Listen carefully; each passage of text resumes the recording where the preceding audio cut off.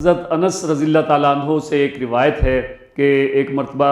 हज़रत खालिद बिन वलीद और हज़रत अब्दुर्रहमान बिन औफ़ रज़ियल्लाहु ताला अन्हुमा के दरमियान झगड़ा हो गया और दौरान नज़ा झगड़े के दौरान हज़रत खालिद बिन वलीद रज़ियल्लाहु ताला अन्हु ने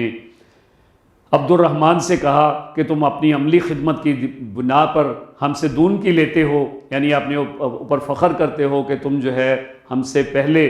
जो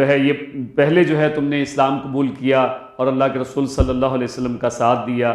तो ये बात जब नबी करीम सल्लल्लाहु अलैहि वसल्लम को पहुँची तो रसूलुल्लाह सल्लल्लाहु अलैहि वसल्लम ने इरशाद फरमाया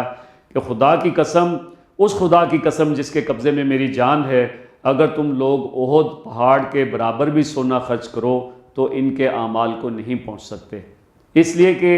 इन लोगों ने, इन सहाबा ने जो है उस ज़माने में ख़र्च किया और अपने माल को अल्लाह की राह में दिया, जबकि मुसलमान बहुत ही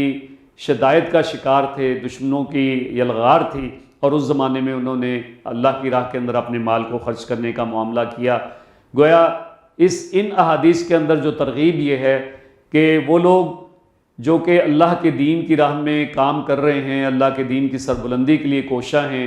उस ज़माने के अंदर अपने माल को ज़्यादा से ज़्यादा ख़र्च करें कि जब ये कैफियत हो और फ़तह होने के बाद और गलबा मिलने के बाद तो हर कोई जो है वो साथ देने के लिए तैयार हो जाता है। गोया हमारे लिए इसके अंदर बहुत बड़ा सबक है